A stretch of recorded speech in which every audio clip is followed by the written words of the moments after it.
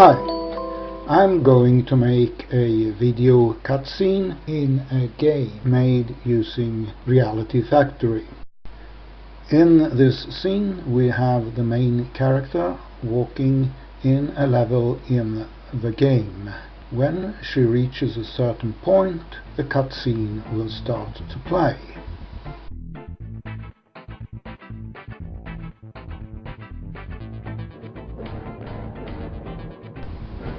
The first thing we are going to need is the video.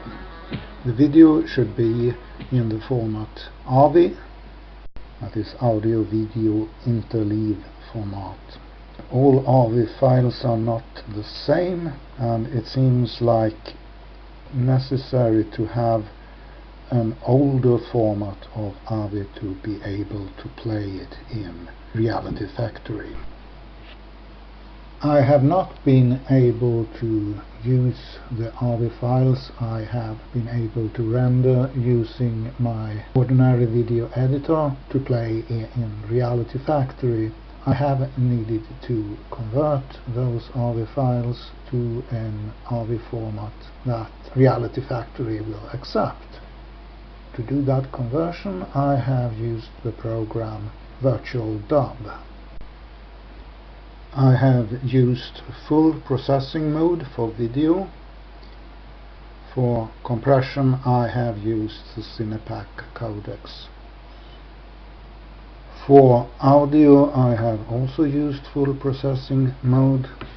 I have set the audio conversion to 11,000 Hz and 16 bits.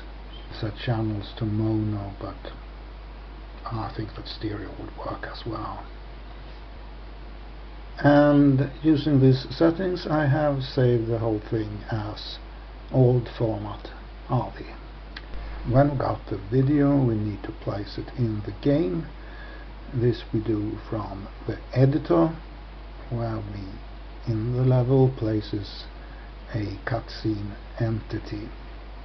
For this entity we need to enter the name of the movie, and we need to enter the name of the trigger that is going to start the movie to play.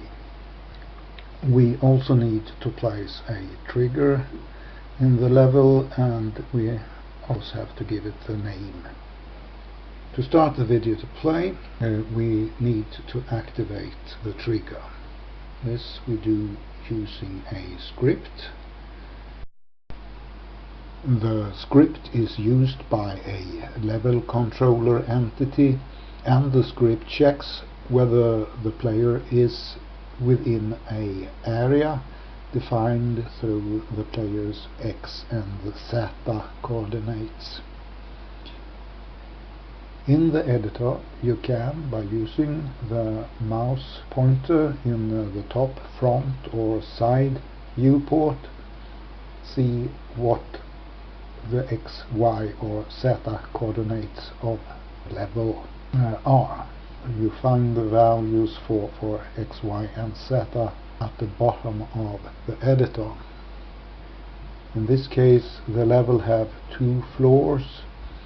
At the point where the cutscene should start to play, and it should only play if the player is on the top floor.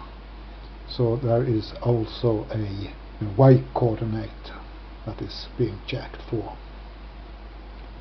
If the player is inside the area, the set event state for the trigger is set to true, and this will start the cutscene. I only want this to be done once while the player is in the area, so I have a variable called box that initially is set to 0, so the event will be run if box equals 0, and when the set event state runs, box is set to 1. So the next turn in the game cycle the event will not be run. When the player is outside the area we have an else statement, the set event state for the trigger is set to false, and box is reset to 0. So if the player steps out of the area and then steps back into it, the cutscene can be run again.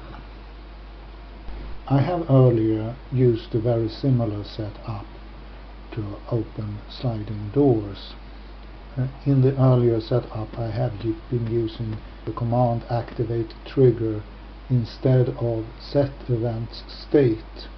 With the cutscene, the command activate trigger didn't work at all, and I had to use set event state instead.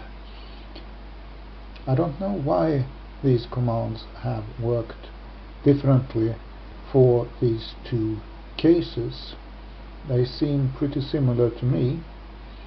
I'm sure there is a very reasonable explanation to why they don't work the same way in these two cases. I just don't know what that answer is.